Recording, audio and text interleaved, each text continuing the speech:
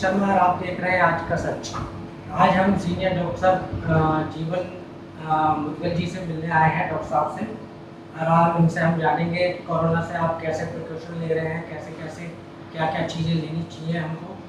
तो आइए डॉक्टर साहब से। कोरोना एक वायरस इलनेस है और ये आरएनए वायरस से होती है, जो बहुत इन्फेक्शस वायरस है। इसके बचाने के लिए कोई बहुत सेटिस्फैक्ट्री ट्रीटमेंट हम लोगों के पास आज की डेट में अभी तक अवेलेबल नहीं है। तो बचाव ही मेन हमारा डिफेंस है, बचाव ही मेन हमारा तरीका है बीमारी से बचने का। और इसमें हम लोग क्या कर रहे हैं, पहले जैसे पेशेंट एंटर करता है हॉस्पिटल में, बाहर पे पानी की बाल्टी लगवा रखा है, वो उसको हाथों को डिसइंफेक्ट कराते हैं, वो सब कराते हैं।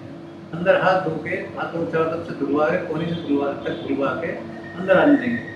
रिसेप्शन पर आएगा तो उसको वो जो एल्कोहलिक सैनिटाइजर्स हैं वो डालते हैं उसके हाथ पे, और उसको मास्क लगा के एंटर करने के लिए एडवाइस करते हैं। और उसके साथ ज़्यादा से ज़्यादा एक अटेंडेंट अंदर आए, ये एडवाइस करते हैं।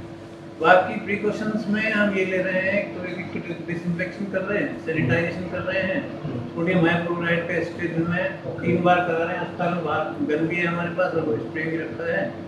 और डिस्टेंसिंग, प्रॉपर डिस्टेंस इसमें कम से कम 1 मीटर होनी चाहिए, वो मेंटेन कर रहे हैं।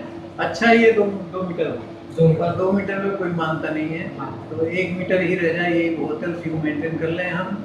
और फेस को कवर रखें मास्क से ऑल दी टाइम। अपने घर में तो ठीक है, जहाँ कोई बीमार नहीं, मतलब मास्क ना रखें कोई बात नहीं है, पर घर के बाहर all the time we should keep on putting mask over our face, so that we can protect, हम लोग अपने आप को बचा सकें और दूसरों को बचा सकें। तो समाज के बचाव के लिए मास्क पहनना, प्रॉपर डिस्टेंस मेंटेन करना, डिसइंफेक्शन होना, सैनिटाइजेशन होना, ये सब चीज़ें बहुत ज़रूरी हैं, अत्यावश्यक है। इसमें 60 साल से बल्कि 55 साल से ऊपर के मरीज वो ज़्यादा रिस्क में है। ज़्यादा रिस्क में क्यों है? उनको या तो ब्लड प्रेशर है, या शुगर है, या दिल की बीमारी है, या सीओपीडी है, बहुत सारी ऐसी इलनेसेस हैं, पुरानी बीमारी। हाँ, तो उनमें शरीर में जो उनकी प्रतिरोधक क्षमता है वो कम होती है, और ये मरीज ज़्यादा इफेक्ट हो जाते हैं, और एक बार बीमार हो गए तो रिकवरी कम करती है, और डेथ रेट भी इन्हीं पेशेंट्स में ज़्यादा है। जवान आदमी रिकवरी कर जाता है आराम से। तो बुजुर्गों को, हमें सबको, बड़ों को, हमारे जो घर के सिकते हैं, बड़े हैं, बुजुर्गवार हैं, उनको सबको विशेष ध्यान रखना है और उनकी विशेष सेवा करनी है, उन्हें बचा कर रखना है। तो वो पूंजी है हमारी, हम लोगों को, सबके बड़े हैं, पूंजी है हम लोगों की समाज की, उनको गाइड करते हैं, मार्गदर्शन करते हैं, तो उनका विशेष ध्यान रखना है। ध्यान तो सभी का रखना है, तो बुजुर्गों का विशेष ध्यान रखना है। और मैं तो ये समझता है ये बीमारी बहुत जल्दी जा रही है, और हम सब लोगों को इसके कोरोना के साथ रहना सीखना पड़ेगा। ये एक लाइफ का पार्ट हो गया। अब ये एक लाइफ का पार्ट है। मैं समझता हूँ ये 2 साल, 6 महीने या 3 महीने कितनी चलेगी, तो हमें प्रॉपर डिस्टेंसिंग मेंटेन करनी है, मास्क लगानी है, सैनिटाइजेशन, ये मेजर तो फिर करने ही पड़ेंगे। सरकार के ऊपर रहे तो सरकार क्या क्या करेगी, किस किस का करेगी? तो हम सभी तो सरकार का हिस्सा हैं, हमें सरकार को हेल्प करनी है। सरकार जैसे कह रही है वो अच्छे के लिए कर रही है, उसको फॉलो करना है हमें, सरकार के एडवाइस को मानना है, 100% मानना है। वो 100% कह रहे हैं तो बल्कि 105% मानना है, क्योंकि उनको मानेंगे हमको फायदा होना ही होना। और यदि हम जबरदस्ती कर रहे हैं, भीड़ लगा रहे हैं, मास्क गैदरिंग कर रहे हैं, फंक्शंस कर रहे हैं, नहीं मानने तो स्प्रेड करेगा, तो कोई भी नहीं रोक सकता। मेरे तरह महामारी होगी। तो हमारे देश में तो सब स्टेप टाइम से ले रहे हैं, ठीक कर रहे हैं, बढ़िया कर रहे हैं, इसलिए सुधार भी है। डेथ रेट कम है, बीमारी के इंसिडेंस भी उतने नहीं है जितने फॉरेन कंट्रीज में, जो हमसे बहुत ज़्यादा रही है, उनसे कम है हम लोगों में। तो बचाव, इसमें अपना हमारा बचाव ही सबसे बड़ा उपचार है। बाकी उपचार में दवा देते हैं हम लोग, सर्टेन से हैं, SCQS है, और उसके साथ साथ एजिथ्रोमाइसिन है, रेमडेसिविर और दवा नहीं आ रही हैं। तो बुलंदशहर में तो मैं समझता हूँ 99 मरीज को छोड़ के हमारे 99% सब मरीज ठीक हुए हैं। डॉक्टर की उनकी डेथ हुई और किसी की डेथ हुई नहीं है, बाकी सभी यहाँ रिकवरी है, बहुत बढ़िया। जैसे डॉक्टर साहब प्रतिदिन कोई ना कोई मरीज बढ़ ही रहा है, तो उसका क्या कारण है? उसका कारण ये है, देखिए, मेरी अपनी सोच ये है कि उसमें जो हमारे जो माइग्रेंट वर्कर्स हैं ना, जो प्रदेश के लोग बाहर थे, जो बिहार से आ रहा है, महाराष्ट्र से आ रहा है, गुजरात से आ रहा है, तमिलनाडु से आ रहा है, अब वो एक तो इतनी बड़ी लंबी जर्नी करने आ रहे हैं, किसी न किसी कॉन्टेक्ट में आ रहे हैं, और उनका नाम मास्क के बेचारा, खाने को नहीं है उनके पास, पानी की दिक्कत, खाने की दिक्कत, ट्रेवल की दिक्कत, तो कहीं से कहीं इन्फेक्शन पकड़ लिया उसने। तो हमारी सरकार क्वारंटीन कर रही है, पर फिर भी कोई स्लिप कर जाता नहीं करता, धीरे घुस गया अंदर, तो वो यहाँ मैं समझता हूँ बढ़ने का कारण है।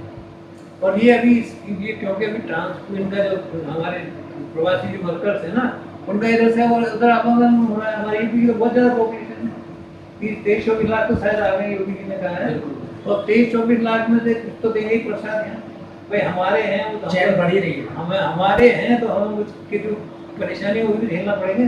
तो बुला रहे हैं वहाँ से, तो कुछ ना कुछ तो लेके आए गए, कुछ देंगे वो, तो हम उसको अदरवाइज ना समझें, वो ठीक हो जाएंगे सब, भगवान कृपा करेंगे और हम लोग मेहनत करेंगे, सरकार मेहनत करे, सब मिल के दुआ करेंगे, दवा करेंगे, सब काम करेंगे।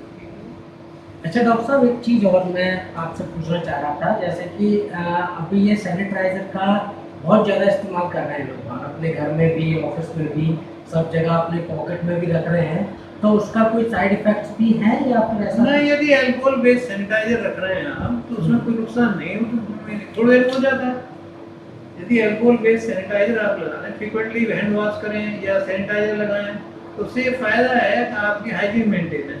तो ना तो आप अपने को फेस को ना टच करें, अपने हाथ को फेस के पास ना जाने दें, तो उससे ये फायदा हुआ, आपको अपने को नहीं आ रहा और दूसरे को नहीं दे रहे। हाथ से ही होता है either this is by format, जैसे हमने खांसा छींका, तो जब खांसे छींके तो रुमाल रखें या हाथ के ये इस तरह से कर लें आप, जिससे अगर आपकी जो फोमाइट्स है, छींक है, तो उसमें ड्रॉपलेट्स बनेगी ना, वो 3 मीटर तक, तो ये 1 मीटर तक तो फ्लैक्स चली जाती है और 2-2 मीटर तक देखी नहीं, तो वो दूसरे को इन्फेक्ट ना करे।